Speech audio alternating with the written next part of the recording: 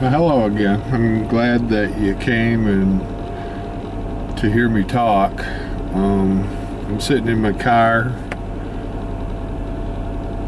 thawing out the windows. It's pretty cold. This is a Saturday morning, and today I'm going to talk about what happened to everybody in the Bible and why. And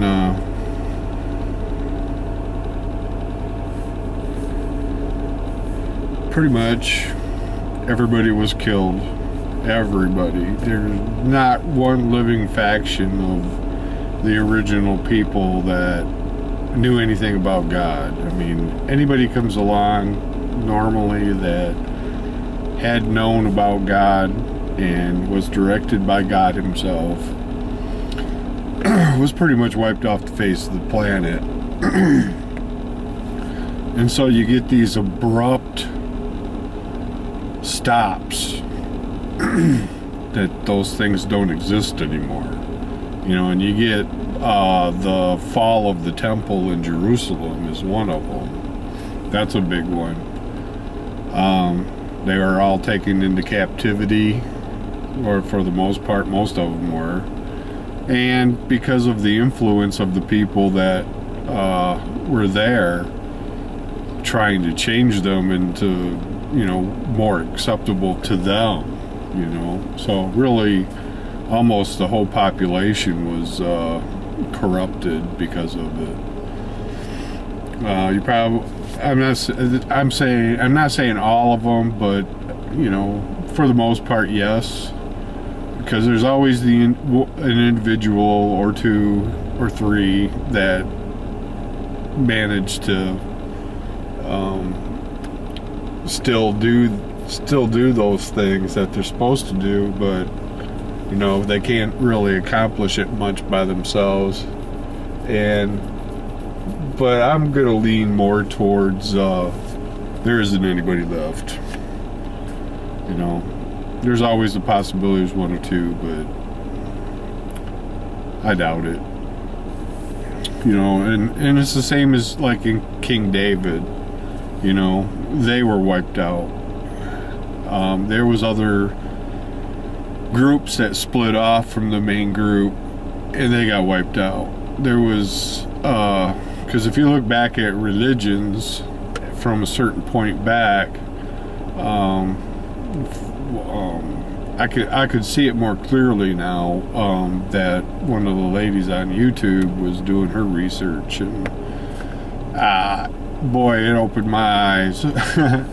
So, and pretty much all the religions at a certain time back, the Mayan religion, all those religions, like the Chinese religions and the Viking religions were pretty much all the same. You got the dragon, the serpent,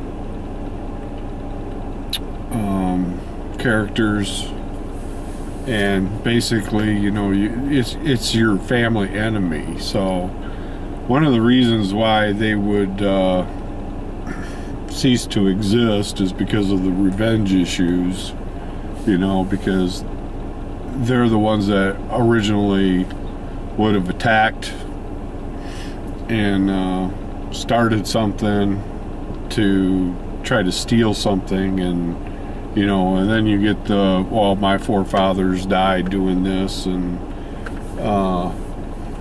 then it becomes a revenge thing, and then a few 500, 600 years later, it's pretty much everybody's got a bone to pick with you, because you had to defend yourself in the first place. And that's how evil usually is it'll pick a squabble with you, and it just perpetuates from there on out, and really horrible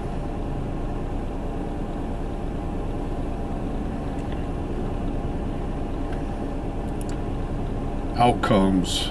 So you have the massive group extinctions throughout, because if there was any of them left, believe me, you'd be seeing, lightning coming down and all kinds of just bad catastrophes, and because that would be the hand of God. You'd have prophets coming out going, stop this, and they would do it in front of everybody, and you just don't get that. That hasn't been seen in thousands of years. And the people that split off at the Jerusalem temple before the fall of Jerusalem, they left, and there was people even with the Vikings, with the Norse, and and on that side where they had come over before. I'm pretty sure that's how it is. I mean, I saw that and pretty much convinced me that's what happened. Is you have a group that came a long time ago.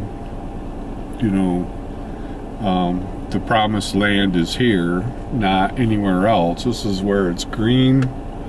This is where the water is, from sea to shining sea. You got the Great Lakes. This is Michigan and all the surrounding area around Michigan. And everything is just green and lush. And the only other place in the world that's going to be like that is the tropical rainforest. But then you have, beasts, poisonous creatures and stuff like that. And here you don't. Here, pretty much, you don't have anything like that. The winter kills everything. If an alligator were to migrate up here, it would be dead. And any of the traveling, if anything travels up here on tractor trailer, it's short-lived. I mean, I have seen a poisonous spider or two here and there. Wonder why it was coming after me and smashed it. And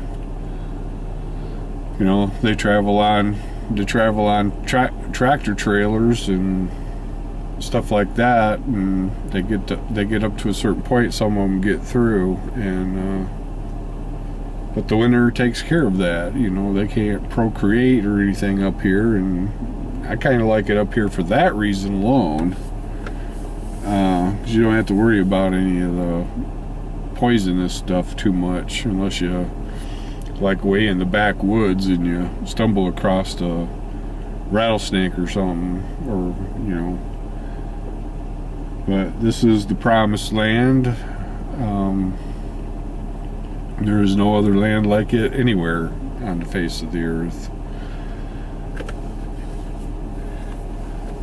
Pretty much what happened to everybody, any big group any group that managed to get large, was just temporary because of the religions that were during that time. Now it's kind of migrated into the smaller these church groups. America has allowed the groups you to believe how you want to believe, and that's how it all started here, was the oppression of your faith. And so they allowed everybody to believe how they wanted to believe, and but still none of it was true. I mean, it became true because that's what God wanted, was a place for his people to start again. And but you get these groups and they want to teach the Bible how they want to teach it, and some of them just don't make any sense. I mean, they'll use half of it, but they don't have the personality down,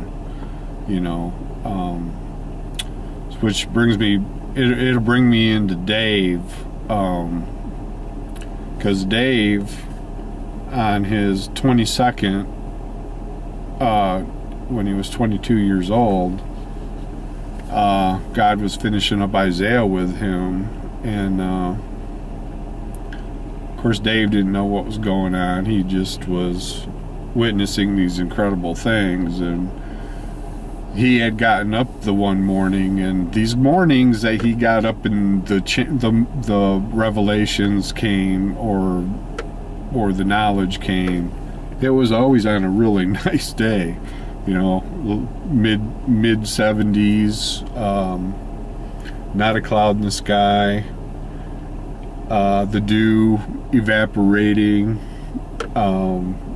all the trees have, you know, it's in the spring, and all the trees have just budded out into leaf, so everything's brand new and crisp. And these are the times that, you know, God comes to visit the earth, and he walks around and he does his things. He likes those kind of days.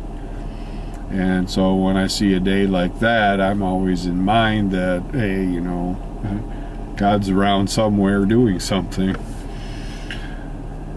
But Dave, he woke up the one morning, and he had lived with his brother-in-law, his sister-in-law, and his future wife. And they, you know, his brother-in-law had come to him early on and was like, hey, you know, you want to get a place to live, we can all share a place, you know. And Dave was all for that, you know, get out on his own and, you know, kind of thing. And so they moved into a pretty big apartment. It was a whole bottom of a house, and it was a pretty big house, one of those square houses.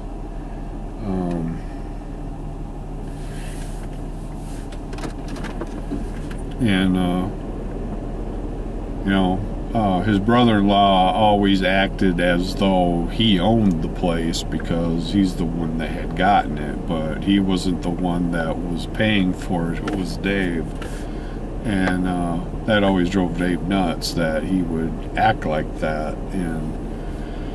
But his Dave always thought he had a redeeming attribute, and that was he liked to talk about the Bible. But after a while, Dave noticed that he was just making stuff up. You know, he was talking to talk and talking for attention and wanted somebody to believe in what he was saying, and he was just off the wall, you know, giving interpretation to it. And Dave didn't really care for that because there was more to it. And no, he got up the one morning and he walks out into the living room. Most of that's a recap on the situation and how things were. And when Dave comes out into the living room in the morning, he sits down, and Dave's habit was give a small prayer, open up his new Bible, which he could read because the old these and thous and thys and thines drove him nuts. He couldn't read that or understand it, so he pretty much, you know, didn't read the Bible. He just did a lot of praying and asking God to help him out, you know. So the visions and things that he had up until that time were just because he prayed for them, but he didn't know that they were in the Bible. And at this point in time, that's why he was reading the New Testament, was because he was finding those things in the Bible, and he had never read the Bible, and he wanted to know what it said. Well, and he had gotten to read a New Testament, and was reading that first. And so after he opened up the book and started to read, and all the letters came off the page, were going into his eyes, you know, but they were like on stilts, like you would draw them coming off I mean, really draw them coming off the page, with all the letters coming out into his eyes. And he thought, his eyes were blurry, so, he's rubbing his eyes and he can't see past these letters. And so he looks harder, tries to read past it, and then when he's finally able to read it, he is reading about himself. So he turns the page and he's reading some more, and he can't understand this. He's scratching his head, and so he looks up at his friends in the room, 3 of them. All 3 of them were there. And he says, tell me if this sounds like me.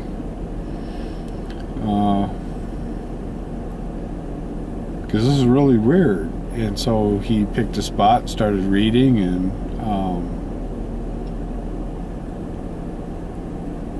when he got done, he looked up at his 3 friends, and his three friends had this really sad, sour puss. That's the only way to describe it. Like they were sucking on sour candy expression on their face, and it was just such that when Dave looked up, it was he just knew that they thought he was not telling the truth. And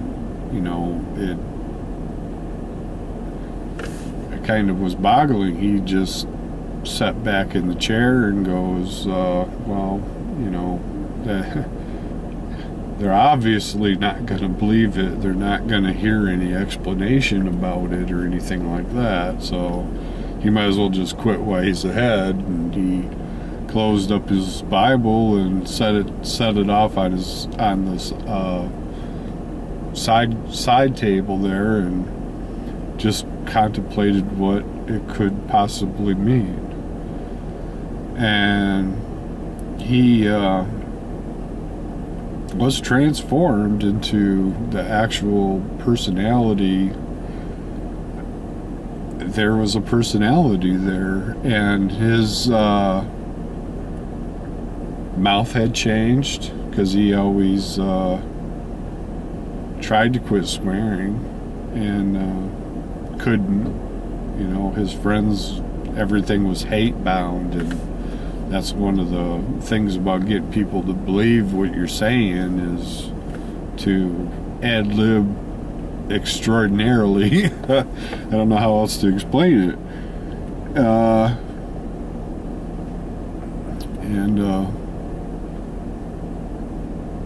The whole experience for Dave was pretty amazing. That he actually had a personality change, and he kept thinking, and for the next, I would even say 30 years, that's all he thought about was the Bible. He was the Bible.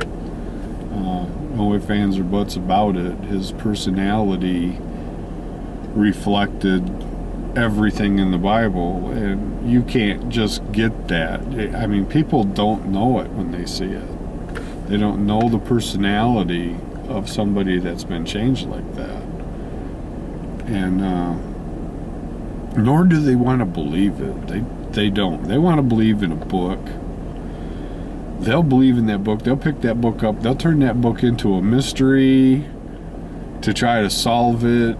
It's anything but a personality, but it's actually personality. It's a cool personality too, because when that kind of person makes up a decision, it's always Bible based, and it's always a part of them.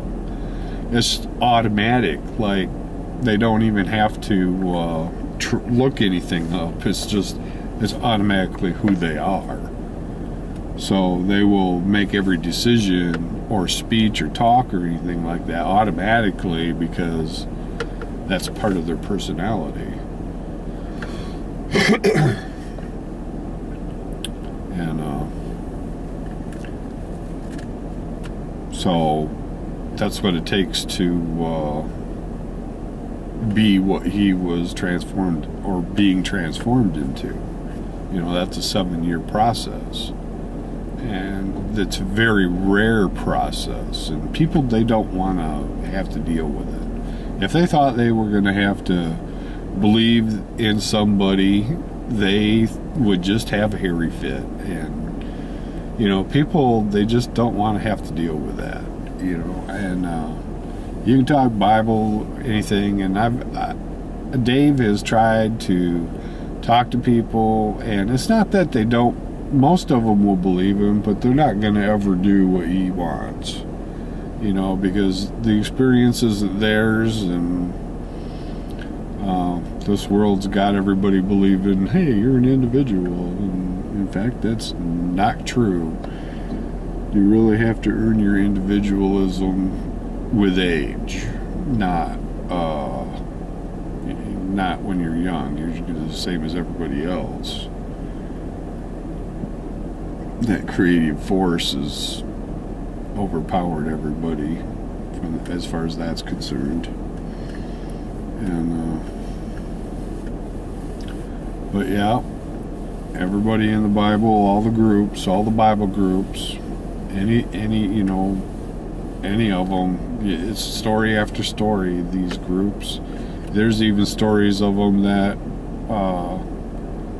you know, they've gone out into the desert on a plateau and spent time out there because they were slaves, and the Romans went out marching. They built this great big long ramp, took them years to do, and you know, just to get them back. And you know, they're not going to let any group get away. This world isn't going to let any group get away. It's just the way it is. It doesn't like people that actually know God, you know, and that's the big problem, is because if God exists, if God really, when God exists, you know, he poses a threat to a lot of people. You know, you get people that live those, you know, alternative lifestyles.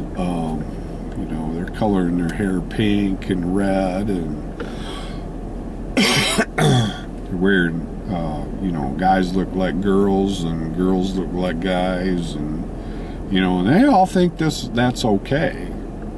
You know, and they don't understand that you have to play your role in life. And the problems that it really causes, because you can become the product of that lifestyle, and then they want you to think that, hey, this is all okay. You know, and they get more and more people to think that, hey, you know, this is okay to live this kind of lifestyle. And so more people join that lifestyle because it's okay, but you get the product of that kind of lifestyle, and because of the product that you get conflicts with God. Because God already let everybody know that these are the guidelines I want you to go with, and so it's automatically going to be hated by those groups, and so you will get a constant fight from those groups. And you know, it kind of throws, what are you going to be when you grow up? Right out the window. You know, the fireman, the policeman, I want to be, you know, like her or like him, you know. And it just, it's not a good thing.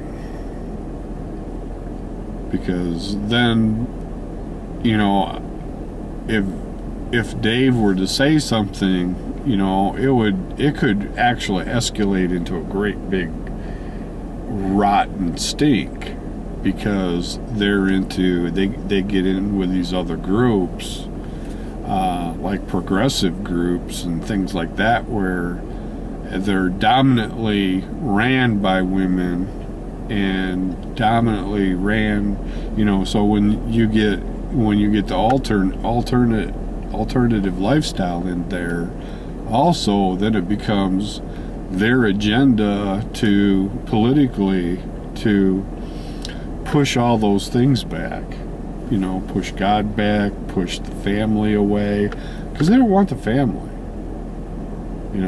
Why have anything to do with families? Because then they can't have what they want. They don't have this selection of people to choose from anymore. They might have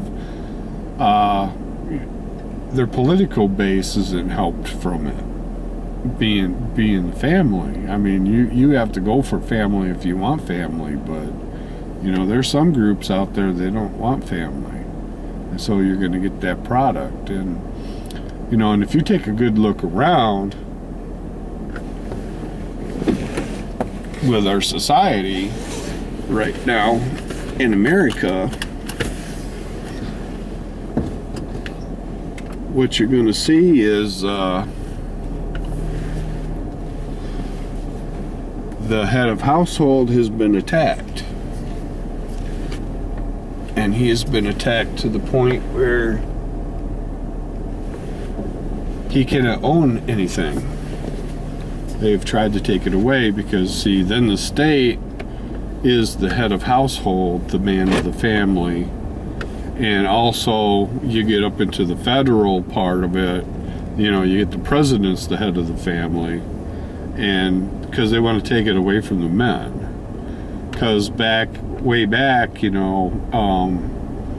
was something for a man to take his family out, and they're all in dresses. You see those old pictures, and they go to the beach and they're having a picnic, and and it was about being social and having a family. And a man was a man, but they took the man away. They stole it from him, and it's because it was allowed to be done. People didn't raise a stink about it. They got the other alternative groups interested in wanting to take this away. And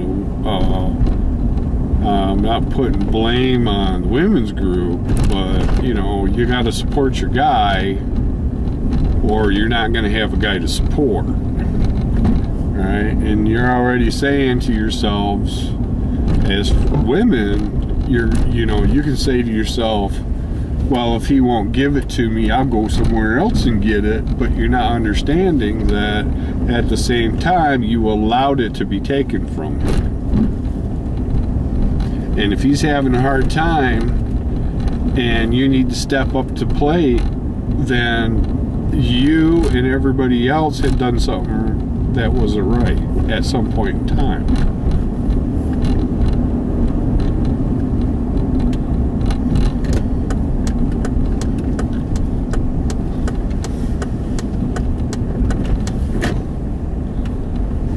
Oof. You see that car? So everybody needs to take a long look at why it's this way and why everybody's having such a very hard time. So when it's not supposed to be like that. So you can't steal from the head of the household if you want to have a good family. And the one thing that they've done so well, and then they had to back off for a little while because they couldn't push their agenda anymore. They have to wait. See, and then when their society gets used to it, they'll do another push, a heavy push, to try to get this to be a rentable society, and you can't own anything. See, when the state owns everything, it becomes a socialist state, a fascist kind of socialist thing. And people have to be smarter than that. because I lost my train of thought. Everybody has to be smarter than that. You know, when you're looking at the long term, the long haul down the road, and the politician is standing there holding a sign, support this, it's because he wants to raise taxes. And taxes only go so far. You know, pretty soon it'll be 50% of everybody's money, and that can't happen. It's supposed to, things are supposed to be getting paid off, and you're not supposed to rely on them, because when you rely on them, it just keeps getting worse and worse and worse and worse, and they'll run our economy right into the ground because they only care about the money they're making for their jobs.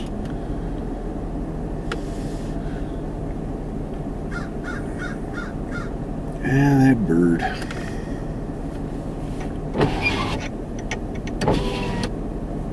There's always a crow somewhere. I think Elijah the prophet had that problem, did he?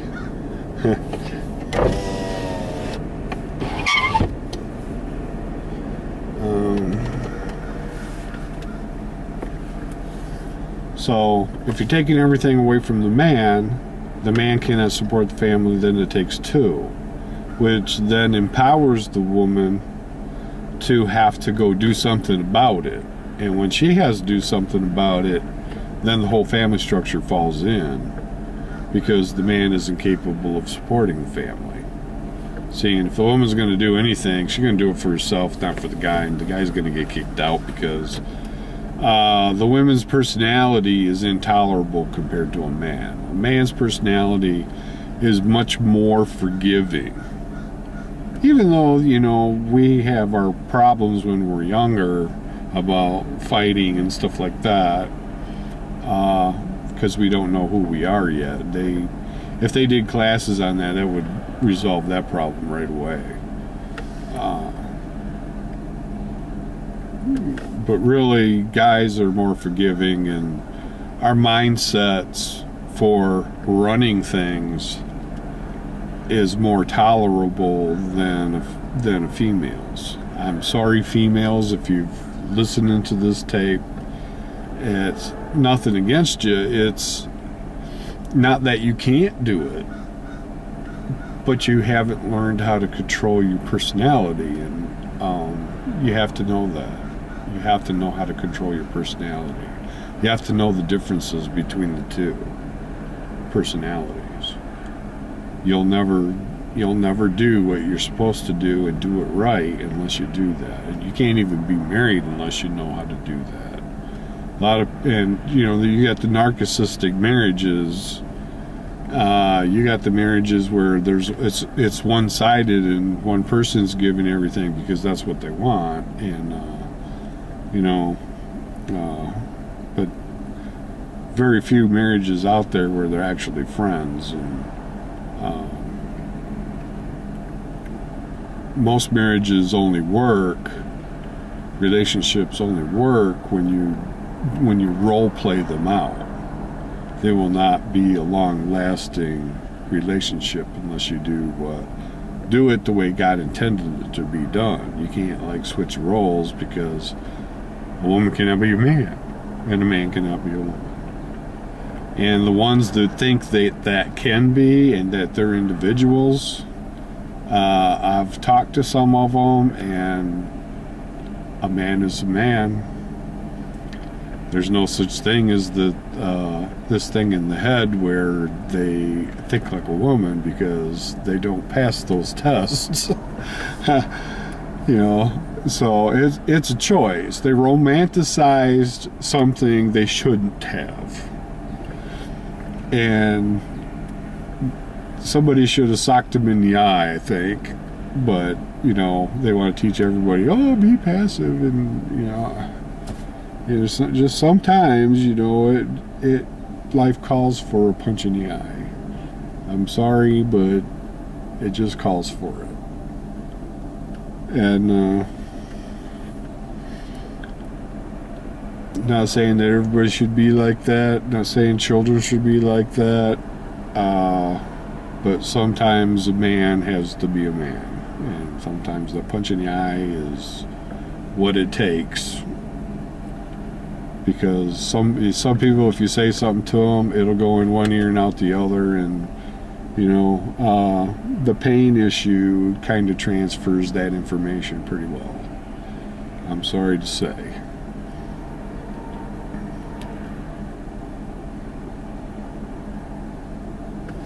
There's that crow bugging me. He's right there in that tree. And sitting there, he actually come down about halfway just to look at me because I'm just sitting here.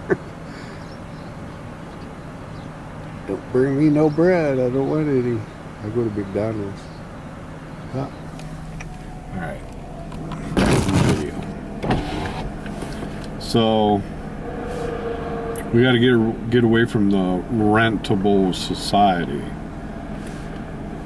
A man is never going to feel like he is ever going to accomplish anything unless he can hold it in his hand. And you can't get in the car and expect a guy to pay $400 car payments, $300 insurance payments, have to pay taxes and this and that, and then have somebody following him around on the streets like he's a common criminal. I mean, somebody typing in a license plate number. I mean, that's just ridiculous. That's overkill. And then if something does happen, say for God forbid something should happen where he forgets to do something, say he forgot to pay something and something lapsed, maybe his driver's license did or something, and he gets pulled over and he goes to jail, the car gets impounded, and maybe he doesn't even have anybody to bail him out, and it takes 3 or 4 or 5 days, and he can't go anywhere except if he has to work. And our society's punishment, it's not forgiving. And why do you want that? I mean, we're the ones that benefit from our own work. Why do we want somebody following us around that's going to pull us over for that and take us to jail? That's not what we want. Is there somebody that is that unforgiving out there and that intolerable that they would think that this is what's got to happen? And, the answer is no. I mean, sure, if there's some kid that goes out and gets in a car and drives around and they happen to have an incident, punish the one person, because that is the tip of our laws, and leave everybody else alone. And we need to benefit as Americans from that and not risk having everything removed from our possession just because of an accident. So, it's the same as a house. Well, what they do is they attached a tax to your house. So now, if we have another landslide of, our economy collapses, like in the 30s, 20s, whenever that was,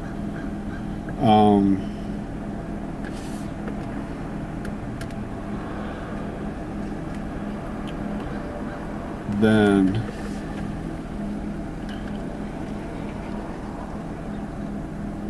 where are we going to stay? Because they didn't have it back then, I don't think. They had that.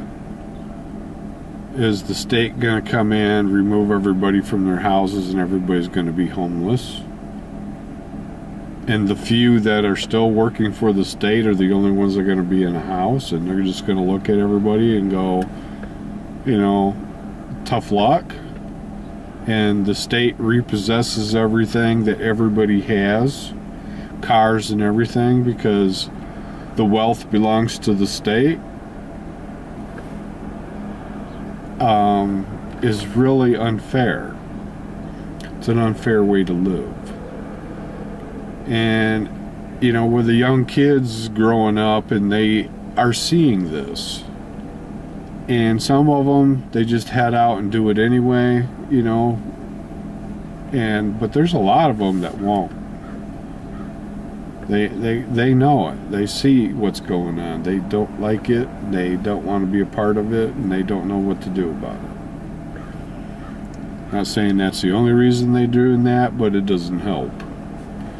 People are not that stupid. Our society is studying each other to the point where nobody can get away with anything. You get a ticket in the mail just because they got a camera up somewhere. But you can't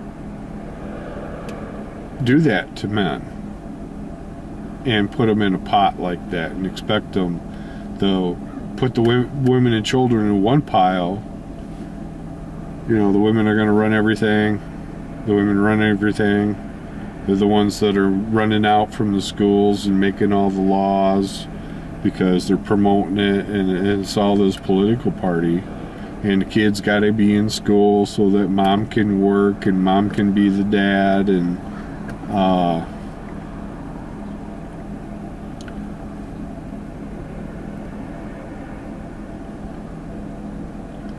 and that so that they can tax the men.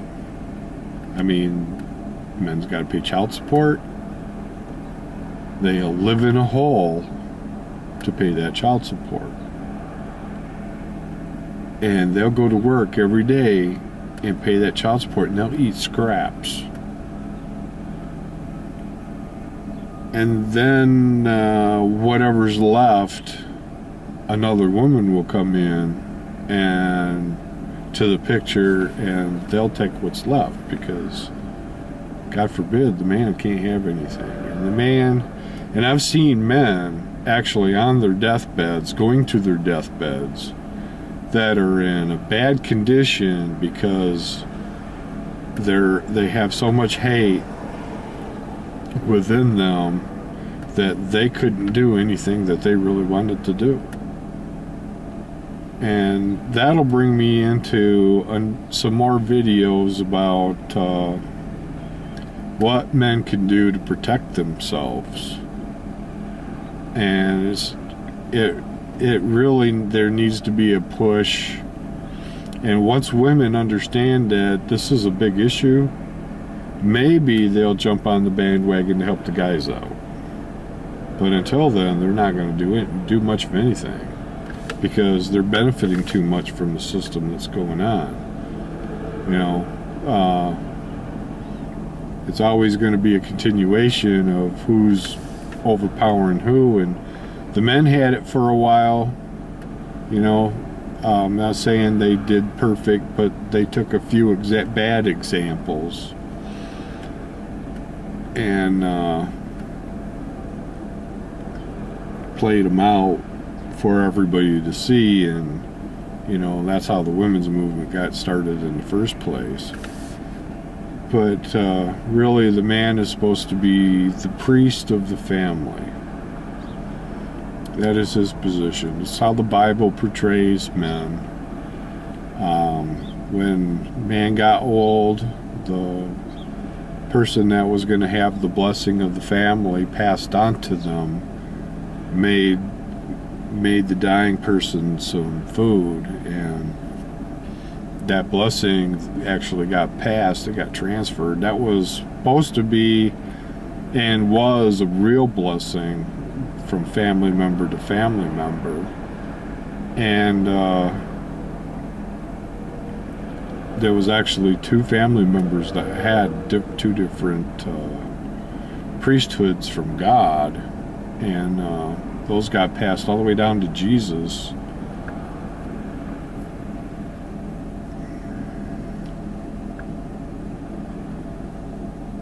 And because, you know, we're supposed to be the ones that actually, the men are supposed to be the ones that educate the family on how to be the family. Everybody else, to a certain degree, gets taken care of. You know, but in our society, they got everybody convinced you don't have to do your role in life. And like I said, the relationship thing don't work unless you do your role in life. You always wonder why the couple that have been married for 50 years is still together. That's the main reason why, is they role played it. They each had their separate things, and they benefited each other, and they loved each other for what they could do for each other. You know, and it's not about trying to outdo each other. That mindset should not be there. And I'm sure that's not what they did to stay together for 50 years. But so that you know, that was the teaching today. Next time, I'm going to do it about what I was talking about. Can't even remember what that was. How to protect yourself from the forces that be. A lot of people are doing that off-grid stuff, getting away from the power companies, the water companies. You know, owing money, and yeah, that's close. That's close. I mean, you could do it anywhere. You could do it in town. You could just have your electric removed. The only thing is, you have the women's groups that'll come in if you have children, because they want to make sure your children have what they need. But for yourself, you could get away with a lot more, unless you prove to be crazy or something. But yeah, if you live just on the outside of town and your neighbors don't mind that you have a wood burner, you could do that. But because of the types of wood burners they have out now, you could do the wood burning, you could do the solar, you could do your rainwater catches. It just depends on your laws in your area. But it is possible, and I'll get more into that later. You have a good day. Thanks.